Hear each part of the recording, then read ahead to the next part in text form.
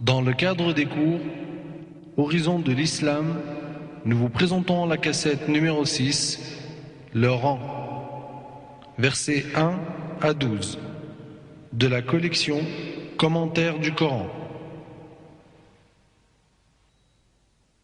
أعوذ بالله من الشيطان الرجيم بسم الله الرحمن الرحيم والصلاة والسلام على أشرف المرسلين سيدنا محمد وعلى آله وصحبه أجمعين ونعوذ بالله من شرور أنفسنا ومن سيئات أعمالنا من يهد الله فهو المهتد ومن يضلل فلن تجد له وليا مرشدا ونشهد أن لا إله إلا الله وحده لا شريك له ونشهد أن محمدا عبده ورسوله.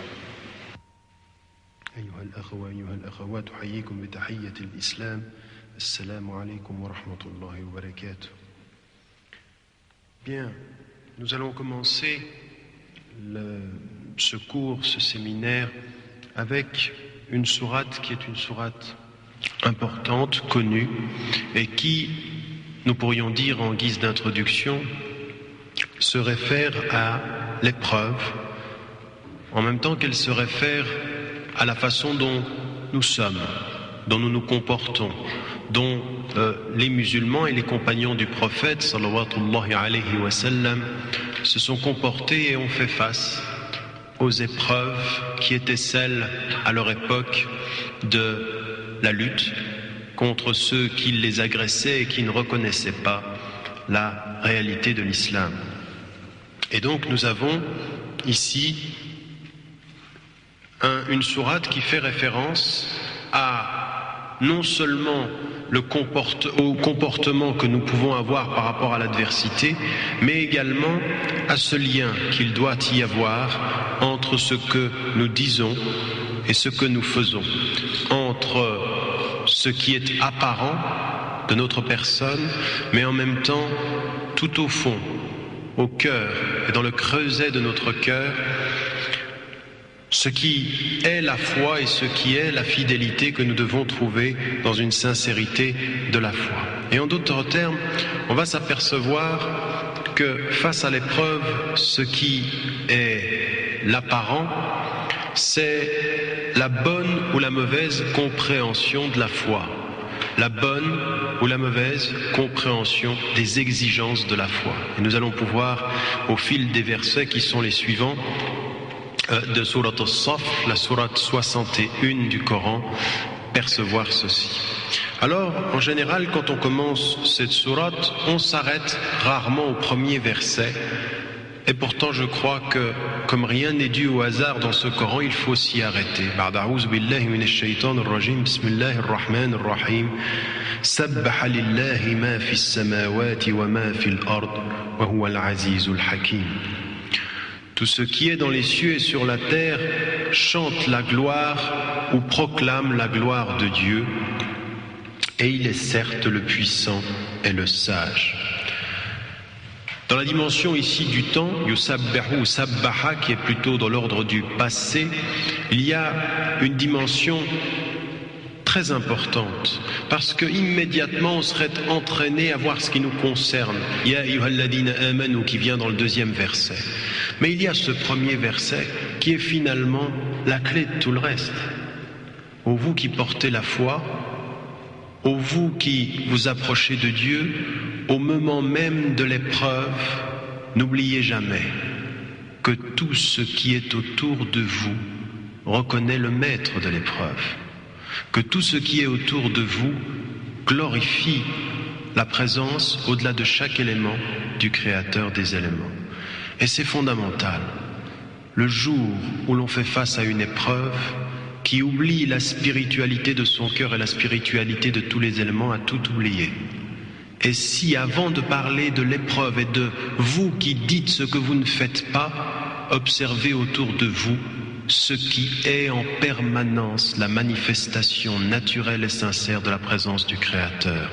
Sabbaha lillahi ma fis samawati wa ma fil ard.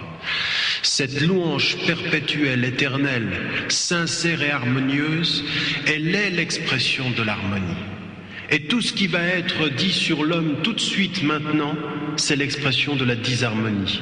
Tu dis ce que tu ne fais pas, alors que le monde te montre en permanence qu'au-delà de ce qu'il est, il est en harmonie avec le Créateur de ce qu'il est. Cette dimension du premier verset qui vous met immédiatement dans une dimension de spiritualité. Sans la spiritualité, tu ne comprends pas l'épreuve. Tu penses qu'elle est injustice, tu penses qu'elle est blessure, tu penses qu'elle est fracture, tu penses qu'elle est oubli. Allah subhanahu wa ta'ala, Dieu te rappelle qu'avant d'être quelque chose à la solde de ton interprétation, n'oublie pas de l'insérer dans la reconnaissance du Très-Haut, dans la reconnaissance de celui qui est.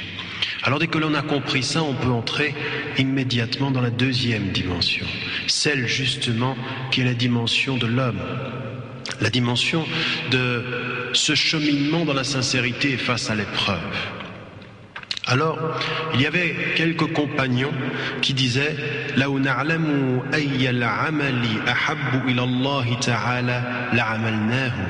Si nous avions su, si nous savions quel est le meilleur, ce que Dieu préfère comme acte, nous l'aurions fait. Et il disait ceci, et plus tard, lorsque Uhud, dont nous avons déjà parlé dans ce séminaire, viendra, l'épreuve de la guerre, l'épreuve de la résistance face à l'agression, ils fuiront ou ne feront pas pour certains ce qu'ils disaient qu'ils allaient faire. D'autres mufassiroun disent c'est un verset qui a à voir avec l'hypocrisie, ceux qui disent et qui ne font pas ce qu'ils disent. Et d'autres encore mettent en évidence le fait que, à partir de ce verset, ou des versets qui vont venir, il y a la compréhension pour le musulman, pour la musulmane, que quand tu dis quelque chose, tu es dans l'obligation de t'y tenir. Ça veut dire la fidélité au pacte qui est celui de l'expression et de la parole. Alors, nous avons comme vous l'avez dans votre plan, les deux versets qui suivent, le verset 2 et le verset 3. Ya ayyuhalladhina amanu lima taquluna ma la taf'alun kabura maqtan 'inda Allahi an taqulu ma la taf'alun. Ô vous qui portez la foi, pourquoi dites-vous ce que vous ne faites pas? C'est une énormité auprès de Dieu de dire ce que vous ne faites pas. Alors à partir de cette dimension-là, ceux qui avaient dit, si nous savions, les compagnons du prophète, pas nous aujourd'hui, éloignés de cette dimension de la sincérité première, de cette présence qu'ils avaient avec le prophète, eh bien, ils avaient parlé et ils ne faisaient pas, pour certains d'entre eux, ce qu'ils disaient. D'aucuns étaient hypocrites, d'autres étaient peut-être affaiblis, d'autres peut-être parlaient sans considération. Et c'est bien ces trois dimensions qui sont importantes. Parler sans considération, je ferai, ou donner une promesse. Or, dans notre dimension, selon le proverbe, mais c'est vraiment islamique de ce point de vue-là, une promesse est une dette. Raison pour laquelle il faut se méfier des promesses légères et que pour ceux qui sont en permanence avec Allah subhanahu wa ta'ala, ils savent que la promesse est lourde. Donc il faut dire que ce que l'on peut faire et ne pas dire plus que ce que l'on peut faire. Ça veut dire maîtriser sa langue à la mesure de ses capacités et de son engagement possible. Cette dimension, elle est également fondamentale même par rapport à l'autre, le deuxième plan, l'hypocrisie. Ceux qui effectivement disent une chose, mais qui dans leur fort intérieur ne le portent pas avec sincérité. Et nous connaissons ayatul munafiq thalas. Les signes de l'hypocrisie sont de trois. Idha wa'ada akhlaf. S'il a promis, il ne tient pas sa promesse. Wa idha haddasa kadhab. Et s'il parle, il ment. Wa idha tumina khan. Et quand on lui donne un dépôt, il le trahit. Ces signes-là sont aussi cette dimension de ceux qui parlent et qui dans leur cœur cachent ce qu'ils croient que personne ne voit, mais que Dieu sait. Et donc, là également, une grande compréhension doit être la nôtre par rapport à ce cheminement que chacun d'entre nous, femmes et hommes, essaye d'avoir par rapport à Allah subhanahu wa ta'ala. Et c'est dans les petits signes qu'on voit les grands cœurs. Celui qui sait maîtriser sa langue à l'endroit où il ne dit pas « je ferai » sans faire, mais qui préfère le silence à parler sur le vide, à parler sans pouvoir établir la réalité de son action dans le quotidien.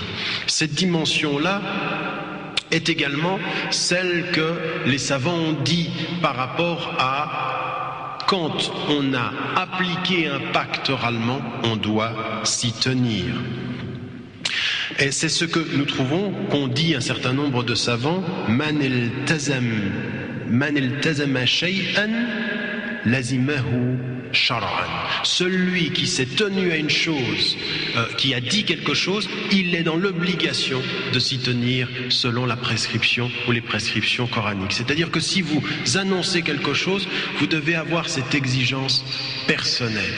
Et c'est bien ce que nous dit le Coran. Pourquoi dites-vous ce que vous ne faites pas? Et à chacun d'entre nous, ce verset doit résonner comme il a résonné à ceux qui, autour du prophète ﷺ, se vantaient de faire tout ce qui plaît à Dieu. Et Allah subhanahu wa ta'ala leur répond: vous ne faites pas ce que vous dites que vous allez faire. Vous ne faites pas ce que vous annoncez. Et sachez une chose, kabura maqtan 'inda Allah. C'est une énormité auprès de Dieu que vous disiez ce que vous ne faites pas. Immédiatement, ce que nous devons comprendre, c'est que l'apparence de nos propos dit énormément sur l'intimité de notre cœur. Et que s'il y a disharmonie, il y a fracture. Et que s'il y a fracture, il y a malaise. Et que Dieu a l'exigence de l'harmonie. Cette harmonie qu'il y a entre ce que ton cœur peut et que ce que ta langue dit est le cheminement premier de celui qui essaye d'être avec Allah subhanahu wa ta'ala dans les petits détails. Et pour nous en même temps, ça doit nous poser beaucoup de questions dans nos vies quotidiennes, parce que parfois il nous arrive de dire à des gens quelque chose que nous ne faisons pas nous-mêmes. Alors ça ne veut pas dire que nous soyons des hypocrites. Là aussi, méfions-nous de ce terme qui est utilisé à toutes les sauces. Il y a parfois les meilleures des volontés avec la sincérité d'une incapacité. Et celui qui serait jugé immédiatement comme un hypocrite serait injustement jugé par ses frères et ses sœurs. Ce n'est pas parce que je dis et que je n'arrive pas à faire que je suis forcément un hypocrite. Ça ne veut pas dire cela immédiatement, parce que parfois avec la meilleure des sincérités, on n'y arrive pas.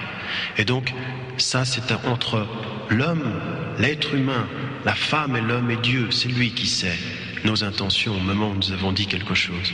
Mais dans la réalité, il faut toujours tenter. C'est comme ça que l'on est témoin devant les gens, d'être à la mesure de ce qu'on dit et de faire ce que les gens, ce qu'on dit aux gens de faire. Et en même temps, ça m'arrive souvent comme dans des cours comme celui-ci, d'avoir des frères qui confondent ce que je dis avec ce que je suis. Celui qui le dit, là ce que je suis en train de vous dire, c'est ce que j'essaye d'être. Il ne faudrait pas être injuste avec celui qui le dit au point de dire si tu l'as dit, c'est que tu l'es. Non. Si tu l'as dit, c'est que tu essayes de l'être, comme tout le monde. Et qu'il n'y a pas d'ange dans cette salle qui soit visible. Même s'il en est des invisibles, et c'est sûr, c'est vérité ce que nous disons. Donc cette dimension de chacun essaye de son mieux de faire et de recommander le mieux pour que nous réussissions à être sincères. Et on se souvient de cet autre verset du Coran: est-ce que vous allez commander aux gens la piété et vous oubliez vous-même? Eh bien, quand il y a recommandation, essayons, c'est le minimum de la sincérité, de chaque fois nous approcher de ce que nous disons, même à notre entourage et dans ce que nous faisons, au sens que l'on puisse prendre appui sur ce que vous dites autant que ce que vous faites, et non pas selon le proverbe « fais ce que je dis, mais pas ce que je fais ». Celui qui a compris qu'il doit être à la mesure de ce qu'il dit peut dire « fais ce que je dis et ce que j'essaye de faire ». Et ce que j'essaye de faire. Comprendre aussi que l'une des plus grandes forces de l'être humain, c'est la reconnaissance de ses propres faiblesses et de ne pas faire semblant.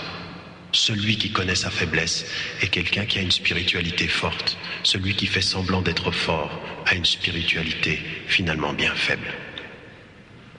cette dimension des versets 2 et 3 ici, et qui nous mettent en évidence ce cheminement. Vous savez que certains savants, tout de suite après la mort du prophète sallallahu alayhi wa sallam, refusaient de parler sur la base de ce verset.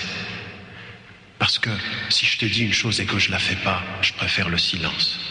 Parfois, ce verset nous conduit à un silence profond plutôt qu'à une parole superficielle. Et en toute chose, il faut préférer la profondeur. Wallahu a'lam. Dans le 4e verset, immédiatement, ils ont parlé de quoi? Ils ont parlé, si nous savions ce qui était la meilleure des choses à faire, nous l'aurions faite. Or, il se trouve qu'à ce moment-là, l'une des choses qui est demandée, c'est une soura qui est une soura madaniya, c'est-à-dire qu'elle est à Médine. L'une des choses qui est demandée, même si quelques-uns ont dit que c'était Makkiya, la majorité des savants disent qu'elle est madaniya, c'est-à-dire qu'elle a été révélée à Médine. Et que l'une des choses qui est essentielle à Médine, comme nous l'avons pu le voir dans les autres cours concernant la vie du prophète, c'est la résistance à l'agression. Et donc c'est ici la lutte, admettre qu'il faille à un moment donné, en désespoir de cause pour préserver sa religion, eh bien entrer dans un combat qui sera ici un combat armé. Et c'est là aussi que l'épreuve est mise à rude épreuve. Et donc ce qui apparaît ici, c'est immédiatement, si vous saviez ce qu'est le meilleur des actes ou la meilleure des actions auprès de Dieu, vous la feriez? Eh bien Allah subhanahu wa ta'ala répond: Inna Allah yuhibbu alladhina yuqatiluna fi sabilihi saffan ka'annahum bunyanun marsus. Dieu, certes, aime ceux qui luttent dans sa voie en rang serré, comme s'ils étaient un mur fortifié. Et donc, Allah subhanahu wa ta'ala met cette formule, ce verset, comme une réponse. Dieu, ce qu'il aime, c'est le rang serré et c'est le mur fortifié dans le combat. Alors à ce moment-là, quel est ce combat? C'est un combat effectivement qui est une résistance armée à l'agression armée. Et toute résistance armée à l'agression armée, quand elle est injuste, est une résistance noble. Et Allah subhanahu wa ta'ala aime ceux qui résistent dans la noblesse, non pas ceux qui agressent dans la bassesse, ceux qui résistent dans la noblesse. Mais finalement, comme l'ont compris tous ceux qui ont fait le commentaire de cela, c'est encore à partir de ce combat-là, pour nous, comprendre que chacun a son combat en fonction du contexte où il se trouve. Et quand Allah subhanahu wa ta'ala, il nous dit, si tu es en France, si tu es en Suisse, si tu es aux États-Unis, en 1998, ton combat, quel est-il? Quelle résistance est la tienne? Quelle union faut-il faire pour pouvoir résister à cela? Et de la même façon qu'en d'autres lieux et en d'autres temps, c'est une résistance armée, nous, la première des résistances, c'est effectivement que tous ensemble, nous nous donnions les moyens de pouvoir résister à la principale des agressions, qui est celle à laquelle nous devons faire face aujourd'hui, c'est l'agression des intimités. C'est le malaise intérieur, avoir tellement envie d'être avec Dieu et sortir dans un monde qui t'invite tous les jours à l'oublier. Eh bien, ma sœur, j'ai besoin de toi. Mon frère, j'ai besoin de toi. Bunyanun marsous, un mur fortifié. Chaque fois que je sens que mon cœur flanche, que tu sois la protection de mon cœur. Toi, ma femme, toi, mon mari, toi, vous, mes enfants, ou mes frères et mes sœurs de ma communauté. C'est ce que Dieu aime. Mais pour ceci, il faut admettre que c'est une épreuve. Pour ceci, il faut admettre qu'il faille résister. Et il faut se mettre au travail pour la résistance de la protection des cœurs de chacun. C'est pas tout seul devant la télévision que tu résistes. C'est pas tout seul dans ta chambre que tu résistes. C'est pas tout seul loin de la communauté que tu résistes. Inna Allah yuhibbu alladhina yuqatiluna fi sabilihi saffan. Saffan, ça veut dire en rang, serré. Et alors c'est vrai sur le champ de bataille, mais c'est tellement vrai dans notre vie quotidienne. Et ça, c'est une chose, ce que je suis en train de vous dire, chacun d'entre nous le sait ici. Le problème, c'est que celui qu'on aimerait à côté de nous comme frère, ou celle qu'on aimerait à côté de nous comme sœur, on aimerait que ce soit l'élément qui nous fortifie, non pas le frère ou la sœur qui nous juge. Parce que comment voulez-vous que le mur soit fortifié quand l'un à côté juge l'autre? qui est à sa droite ou à sa gauche. Cette dimension de l'union dans la force, de l'union qui fait cette force, de l'union qui doit nous prouver, qui doit nous établir dans cette dimension de force, elle est pour nous, comme il a été dit à l'époque du prophète, dans cette révélation. Faites ce que vous dites, et vous dites que vous avez envie d'être avec Dieu, unissez-vous dans l'épreuve pour pouvoir supporter l'épreuve justement des intimités déchirées, de la solitude, de l'impression d'être tout seul et de ne pas pouvoir approfondir votre foi devant Allah subhanahu wa ta'ala. À chaque champ de bataille, ces conditions. Il y a des champs de bataille qui sont des champs de bataille armés. C'est pas notre cas. Et il y a des champs de bataille qui sont des champs de bataille qui sont de l'ordre de la résistance de cœur et de spiritualité. C'est notre cas. Et en toutes circonstances, Dieu aime l'union. Ta'awanu 'ala al-birri wat-taqwa. Aidez-vous, soutenez-vous les uns les autres à la piété et à la crainte révérentielle d'Allah subhanahu wa ta'ala. Donc cette dimension-là, elle est importante. Et regardez comment Allah subhanahu wa ta'ala procède dans ses enseignements.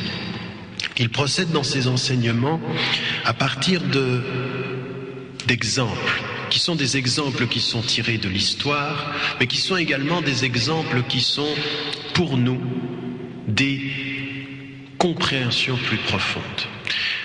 Au prophète, alayhi wassalam, et à l'ensemble de ses compagnons, Allah subhanahu wa ta'ala révèle un Coran qui est un Coran qui guide. Il leur dit l'épreuve, et il leur dit la peine, et il leur dit la résistance, et il leur donne des exemples dans l'histoire. C'est l'exemple de Moussa alayhi salam, Moïse, c'est l'exemple de Isa alayhi salam, Jésus, et c'est l'exemple de tous les autres que vous connaissez dans le Coran. Il leur donne des exemples pour leur dire: ce que vous vivez fut déjà vécu. Ce que vous trouvez comme peine fut la peine de ceux qui vous ont précédés. Et il en est qui vous ont précédés, qui ont peiné, pleuré, résisté et confirmé leur foi. Et bien de la même façon que ceci parle au prophète et à l'ensemble de ses compagnons, ça doit nous parler à nous. De comprendre que l'histoire de ceux qui portent la foi est l'histoire de la résistance, est l'histoire de l'union, et que dans toutes les circonstances, face à l'épreuve, l'union et la détermination sont incontournables, mais la détermination. Et regardez quelle fut la détermination de Moussa alayhi salam. Quand il nous est dit dans le verset 5, donc ici nous passons à la quatrième partie du verset 5 à 9, وإذ قال موسى لقومه يا قوم لم تؤذونني وقد تعلمون أني رسول الله إليكم فلما زاغوا أزاغ الله قلوبهم والله لا يهدي القوم الفاسقين وإذ قال عيسى بن مريم يا بني إسرائيل إني رسول الله إليكم مصدقا لما بين يدي من التوراة ومبشرا برسول يأتي من بعد اسمه أحمد فلما جاءهم بالبينات قالوا هذا سحر مبين ومن أظلم ممن افترى على الله الكذب وهو يدعى إلى الإسلام والله لا يهدي القوم الظالمين يريدون ليطفئوا نور الله بأفواههم والله متم نوره ولو كره الكافرون هو الذي أرسل رسوله بالهدى ودين الحق ليظهره على الدين كله ولو كره المشركون. Les versets qui viennent d'être lus disent ceci. Je les ai mis tous ensemble dans un passage un peu long parce qu'ils sont une projection dans l'histoire. La première partie dit ceci. Et quand Moïse dit à son peuple: ô mon peuple, pourquoi me faites-vous du tort alors que vous savez très bien que je suis le messager de Dieu envoyé à vous? Lorsqu'ils dévièrent du droit chemin, Dieu fit dévier leur cœur. Dieu ne guide pas les gens tombés dans la perversité. Et quand Jésus, fils de Marie, dit: ô fils d'Israël, je suis le messager de Dieu à vous, venant ajouter foi à ce qui m'a devancé comme Torah, et vous annoncez la bonne nouvelle de la venue d'un messager qui viendra après moi, nommé Ahmad, lorsqu'il leur apporta les preuves évidentes, les miracles, ils dirent « c'est là une magie manifeste ». Qui est plus injuste que celui qui a inventé sur Dieu du mensonge, cependant qu'il est invité à embrasser l'islam? Dieu ne guide pas les gens injustes.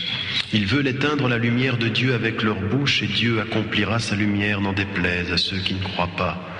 C'est lui qui a envoyé son messager porteur de la bonne direction et de la religion du vrai, afin de la placer au-dessus de la religion tout entière, n'en déplaise à ceux qui associent des êtres à Dieu.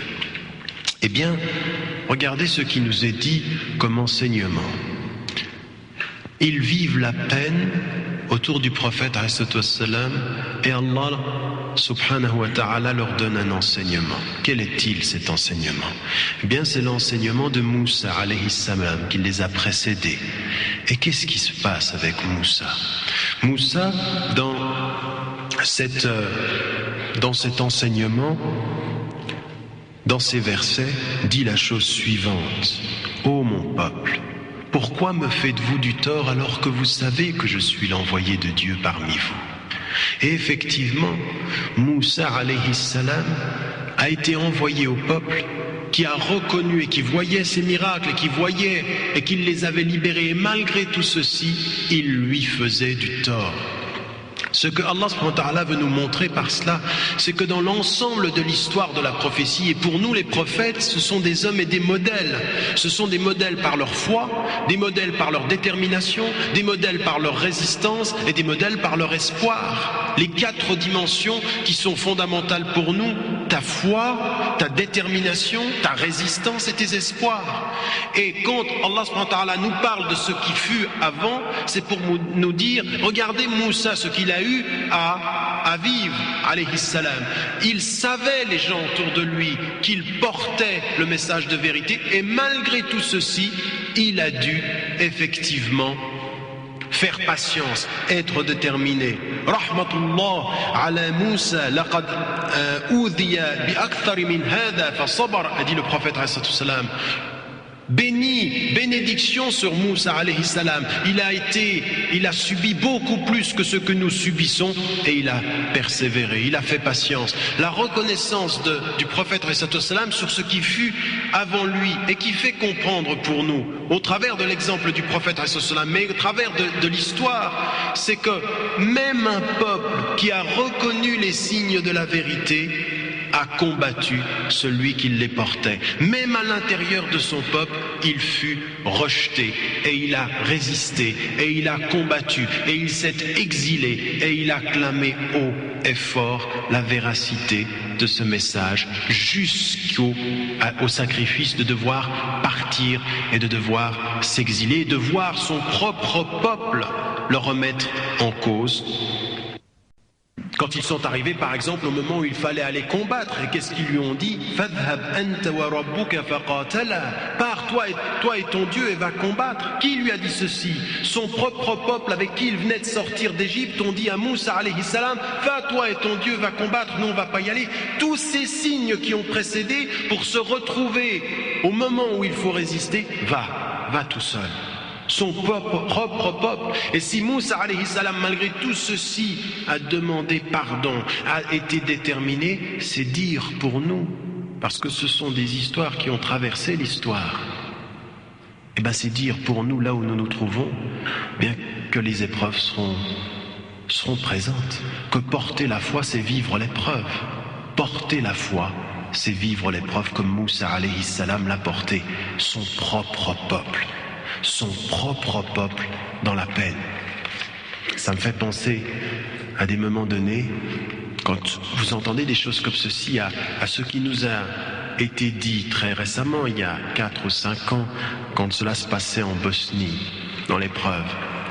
Vous aviez des Serbes et des musulmans bosniaques les uns à côté des autres, et des femmes bosniaques qui viennent maintenant de faire tout un rapport sur ce qu'elles ont pu vivre. On dit: parfois, celui qui nous violait, ou celui qui nous insultait, ou celui qui tuait les gens de notre communauté était notre voisin de palier, était notre voisin dans la maison.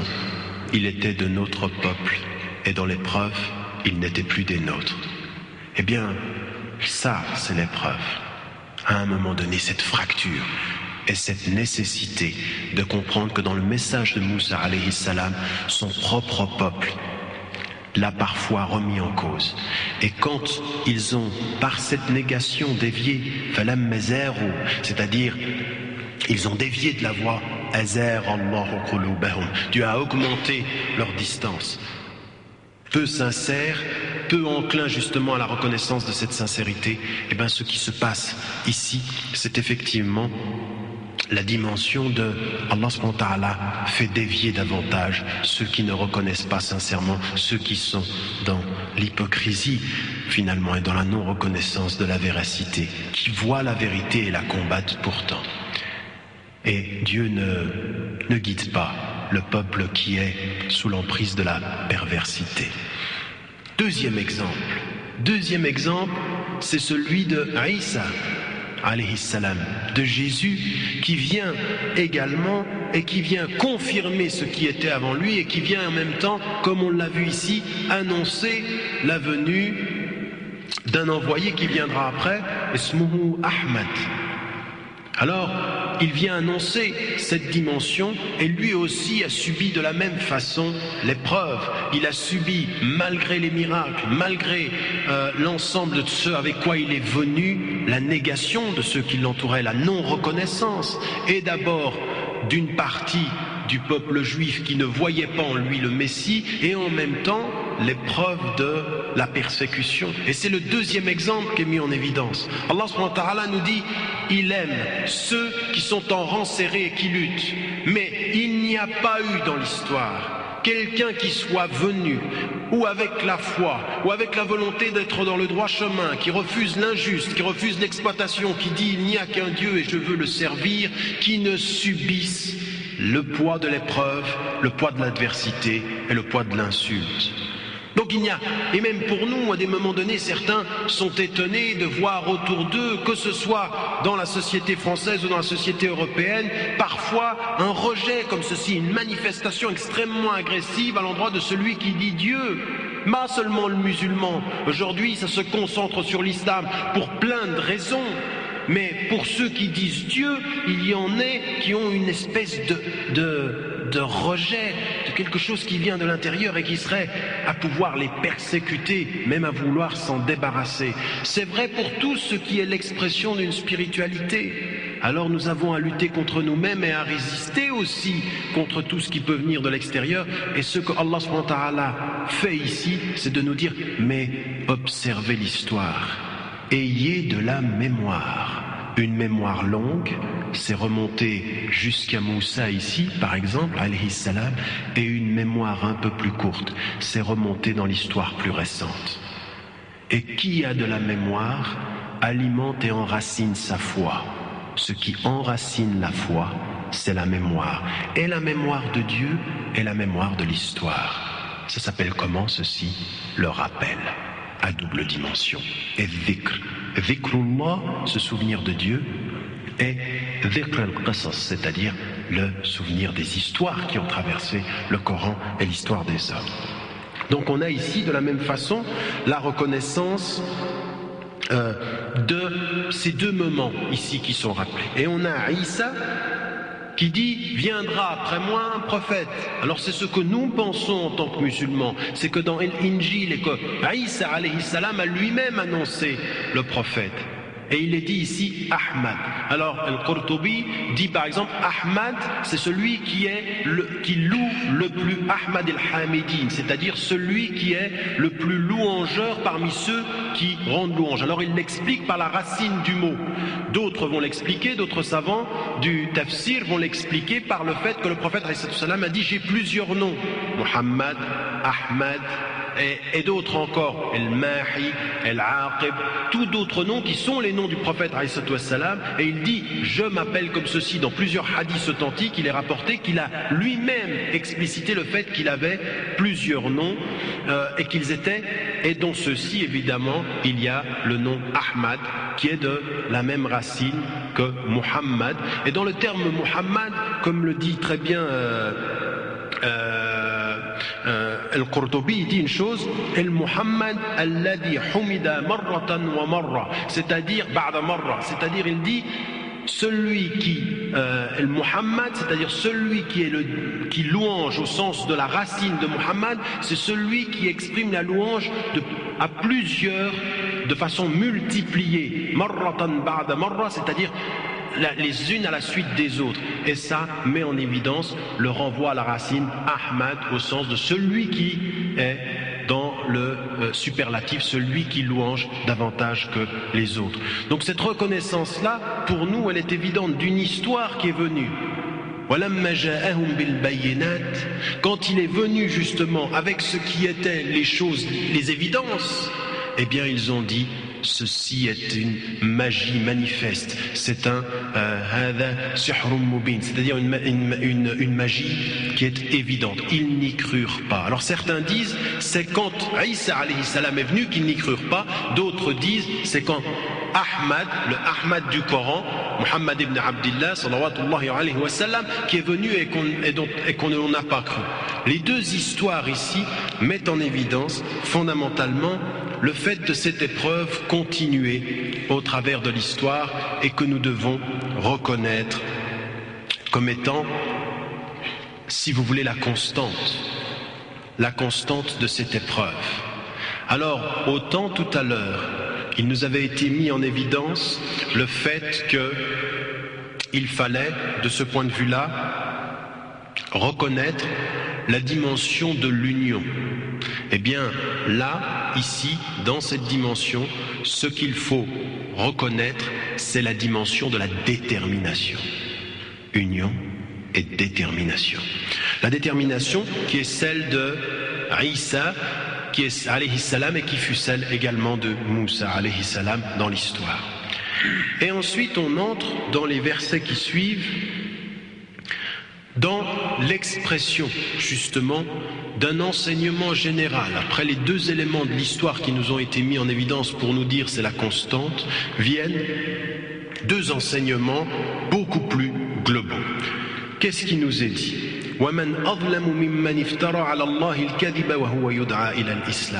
Quel est le plus injuste que celui qui ment sur Dieu alors qu'il est appelé à la soumission? Alors ici, l'islam, c'est tout à la fois la religion, mais c'est l'acte de foi. C'est l'acte de foi de la reconnaissance du Dieu créateur. Ce qu'ont fait tous ceux qui ont précédé le prophète et qu'a fait le prophète pour les confirmer, il a appelé à ce message unique. Le même en islam qui a traversé les âges. Il n'y a qu'un Dieu, reconnaissez-le, servez-le. Et c'est le sens du mot islam. Soumission dans le sens reconnaissance du Créateur. Et qui est celui qui est le plus injuste? En fait, ce qui nous est dit ici, c'est que c'est une injustice, la non-reconnaissance. C'est qu'en fait, il y a tout dans les horizons. Dans tous les horizons et en nous-mêmes, il y a la justice, l'équilibre, c'est la reconnaissance de celui qui est le maître, le créateur de toutes choses. Et que la non-reconnaissance, justement, c'est de ne pas le reconnaître et en plus de cela, de mentir à son sujet. De mentir à son sujet. Alors, il y a effectivement sur la terre des êtres qui mentent sciemment au sujet de Dieu. Il y a des gens qui mentent sciemment au sujet des vérités. On le sait à petite échelle. Certains voient la vérité et mentent sur la vérité. Eh bien, ce que dit l'islam, et c'est pour nous aussi une compréhension très profonde de ce message, il en est qui, par rapport à cette vérité, la compréhension intérieure de la présence de Dieu, même s'il voit des signes, il les nie. Et il développe un discours sur la vie et sur ces signes qui est un discours qui est contraire à la réalité des choses. Donc il y a ce mensonge aussi qui existe parmi les hommes. Ce dont nous devons nous protéger dans la détermination et dans l'union, c'est du mensonge. Du mensonge des gens. Il y a des gens, toujours c'est très étonnant. Vous passez des heures à leur dire une chose. Vous passez par la droite, puis vous passez par la gauche, et puis vous passez sur des faits qui se sont passés, sur la façon dont vous avez essayé de traduire votre propre foi. et en permanence, ils ne vous écoutent pas. Ils disent sur ce que vous avez dit autre chose que ce que vous avez dit. Vous avez beau répéter, c'est comme si leur mauvaise attitude au départ transformait l'ensemble du propos et l'ensemble de l'attitude que vous tenez. Ils ne voient de ce que vous présentez que ce qui confirme le préjugé qu'ils en avaient. Et voir confirmer un préjugé, c'est parfois sciemment vouloir confirmer un mensonge, quand ce préjugé ne correspond pas à la réalité. Et vous avez des gens qui sont comme ça dans votre vie quotidienne. Et donc de ce point de vue-là, c'est ce qui nous est dit ici dans le Coran. Man azlamu mimman iftara ala Allahi al-kadhib. Qui est plus injuste que ça quand on ment sur Dieu? Alors pour nous aussi, il y a eu au travers de l'histoire des gens qui ont changé les propos d'Allah subhanahu wa ta'ala au travers de l'histoire. Il y en a même à l'intérieur de la communauté par rapport aux ahadiths. Il y en a pour des raisons politiques. Ils ont inventé des ahadiths. Ils ont inventé des traditions. Ceux-ci, justement, ils se voient et ils ont à attendre. Et chacun d'entre nous, raison pour laquelle il faut faire attention à sa langue. Et c'est la deuxième occurrence ici dans ce sourate où il faut faire attention à la langue. Méfie-toi de ce que tu dis, pour ne pas dire un mensonge. Et également, la reconnaissance que Dieu ne guide pas les peuples qui sont atteints justement par l'injustice, qui sont injustes. Si dans ton être, tu développes une attitude injuste par rapport à par rapport aux choses, eh bien Allah subhanahu wa ta'ala ne te guide pas.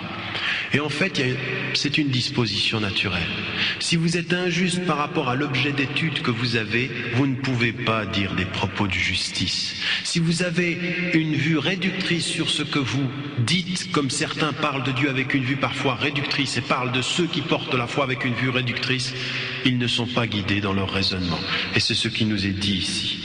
Dans le verset qui suit, voilà leur attitude. Dans leur mensonge, qu'est-ce qu'ils veulent? Ils veulent éteindre à la lumière de Dieu avec leur langue. Troisième occurrence, avec leur langue.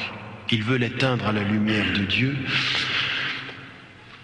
Mais Dieu parachèvera sa lumière, malgré et contre l'espoir de ceux qui le nient ou qui nient la présence de Dieu.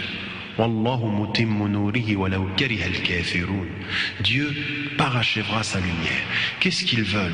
Avec leurs propos, effectivement, ce qu'ils veulent. Alors, et Nour ici, certains ont dit c'est l'islam lui-même, d'autres ont dit c'est le Coran, c'est le Coran, d'autres l'ont interprété comme Muhammad ibn Abdillah salawatullahi alayhi wa sallam, d'autres ont dit ce sont les preuves de Dieu, Hujajullah, d'autres ont dit effectivement c'est une image qui veut mettre en évidence que la vérité c'est comme le soleil, c'est comme de la lumière et qu'on ne l'éteint pas, quoi que l'on fasse avec sa langue. Donc on a différentes interprétations. Et ce verset a été révélé à quel moment? Il a été révélé au moment où il y a eu un arrêt de 40 jours dans la révélation. Et que ceux qui ont vu l'arrêt de 40 jours se sont dit c'est terminé, il n'y a plus de révélation. Il ne dit plus qu'il a des révélations, c'est terminé, son inspiration s'est terminée, en particulier Ka'b ibn al-Ashraf a mis ceci en évidence, appelant les gens autour, en particulier les hypocrites, en disant regardez, c'est terminé, il n'y a plus de révélation. Comme si la révélation s'était coupée. Et qu'ils auraient aimé, eux, c'était leur souhait intérieur de voir cette révélation s'arrêter.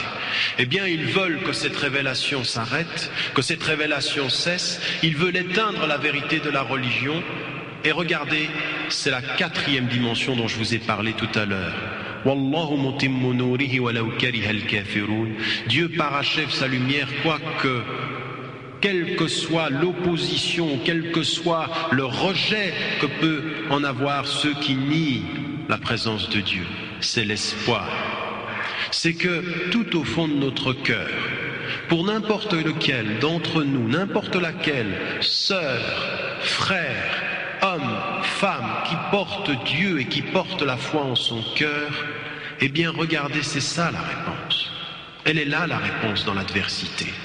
Après avoir mis en évidence l'union, et il a mis en évidence, Allah subhanahu wa ta'ala, la détermination.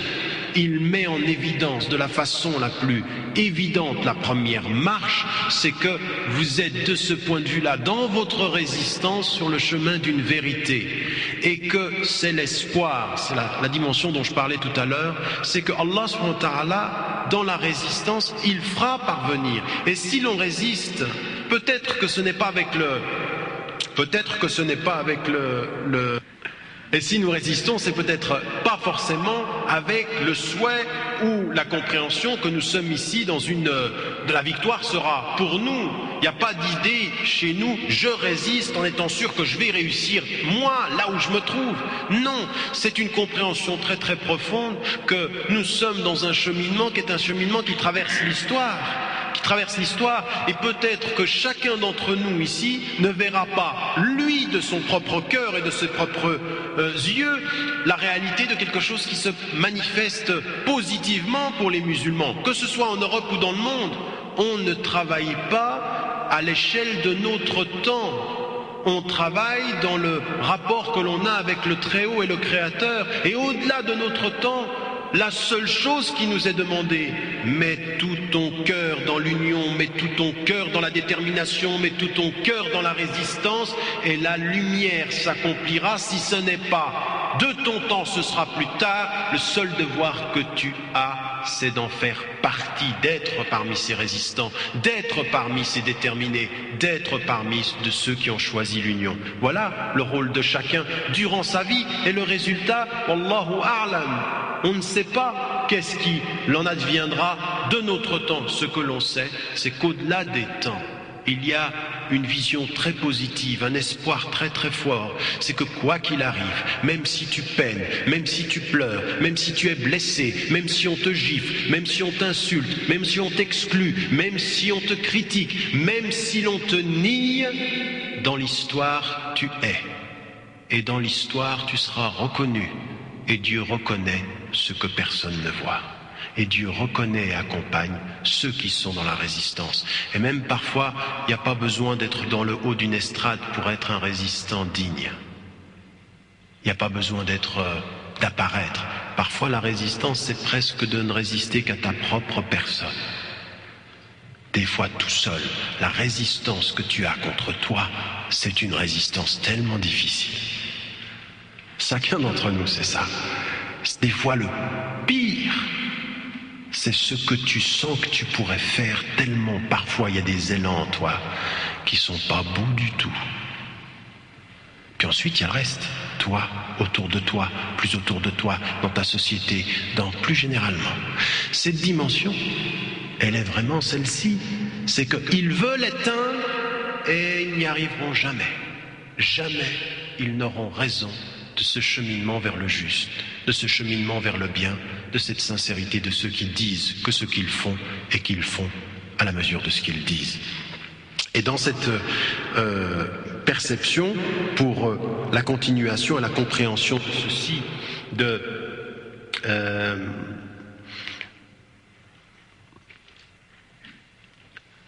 ce que Allah subhanahu wa ta'ala a voulu, il nous donne la réponse. Après avoir demandé quelle était la meilleure des résistances et de nous avoir inscrit le chemin, il nous dit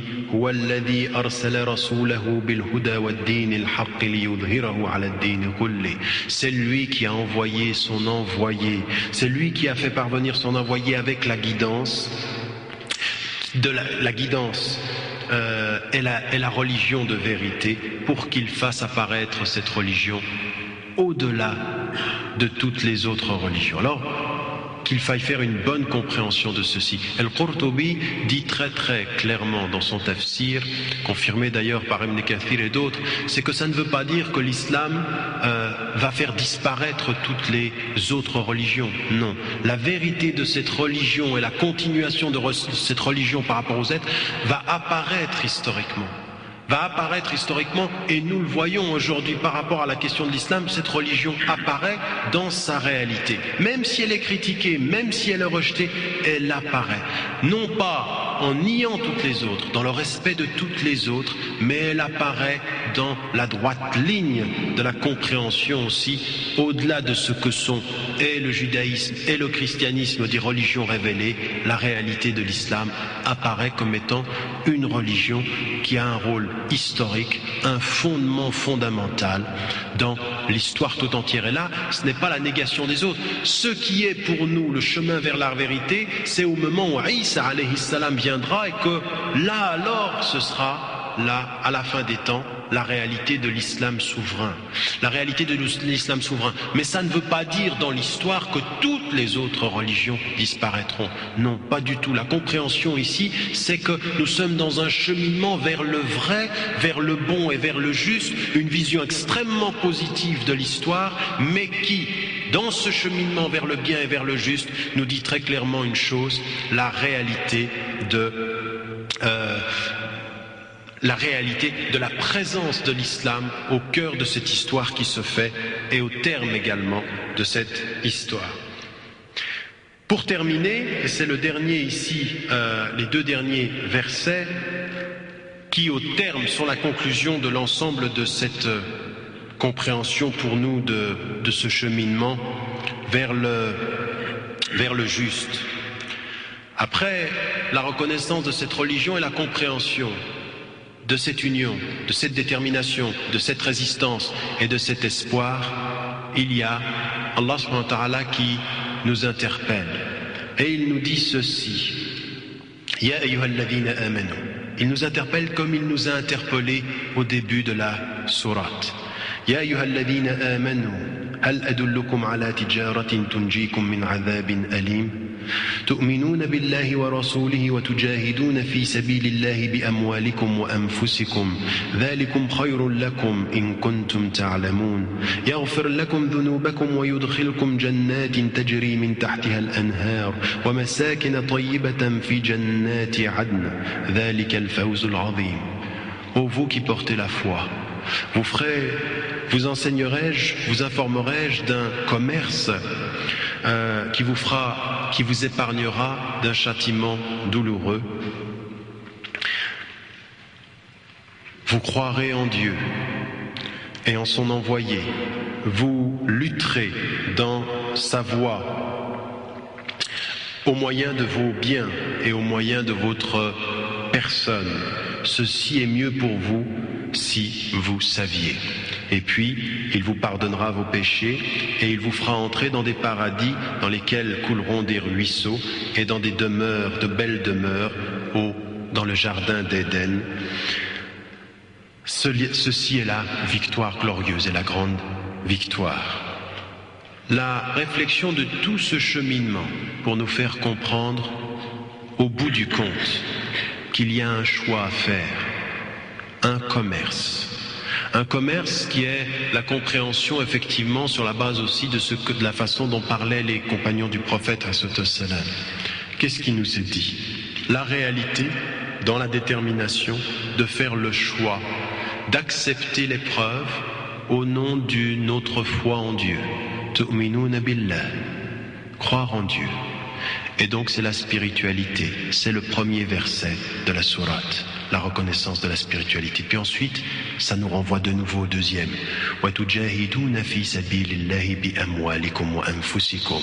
À ceux qui parlaient du commerce, vous lutterez dans la voie de Dieu, et il est mis d'abord amwalikum, vos biens, avant anfusikum, parce qu'on parle justement de ce commerce. Donnez de vos biens dans la voie de Dieu et donnez de votre être, entièrement, complètement de votre être, pour pouvoir être avec Allah subhanahu wa ta'ala.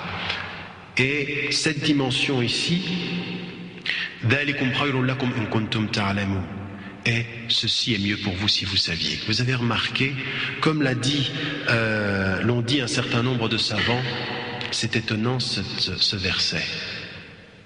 C'est étonnant ce verset parce qu'il a les trois dimensions de la foi en un verset.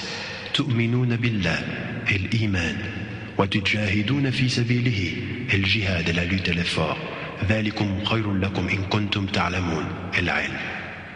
al-ilm, et le jihad au sens de l'effort, ou l'iman, les 3 piliers de l'islam. La dimension totale est dans ce verset-là. Apprenez-le, ce verset. Tout y est. Si vous voulez le paradis, si vous voulez le pardon, si vous voulez le jardin le plus élevé parmi tous les jardins, au-delà de tous les jardins que vous pouvez imaginer dans votre être et dans votre conscience, rappelez-vous simplement que c'est cette dimension-là de la détermination, mais la foi d'abord.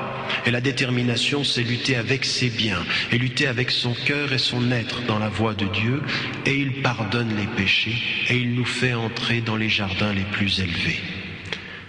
Comment ne pas s'arrêter à ce moment de la conclusion de ce verset, As-Saff, le rang, à se souvenir d'une seule chose, les 4 dimensions essentielles du modèle de la prophétie. Ils ont cru de tout leur cœur. Ils étaient déterminés de tout leur être. Ils ont résisté de leur corps et de leur argent, et ils ont espéré au-delà de tout espoir. Et ces versets que nous venons d'avoir nous disent ceci. Développe au plus profond de ton cœur une foi qui soit une foi qui maîtrise ta langue, mais qui illumine ton cœur. Sois déterminé dans l'union avec tes frères et tes sœurs, et sache qu'à chacun d'entre nous, ô qu'il soit, il y a un champ de résistance et un champ de bataille. C'est parfois son propre cœur, c'est parfois les gens à l'extérieur. Eh bien, ou les propos, ou une société qui a des problèmes de marginalisation et d'exclusion. La 3e des dimensions, c'est cette résistance perpétuelle qui doit être celle qui renforce notre foi. Et finalement, il n'y a pas à désespérer, il n'y a pas à déprimer, il n'y a pas à se renfermer. La lumière sera parachevée, quoi que n'importe qui sur cette terre fasse. L'histoire retourne à lui, comme chacun d'entre nous vient de lui et retourne à lui dans sa petite vie. Wallahu a'lam. Assalamu alaikum wa rahmatullah. C'est la fin de la première partie.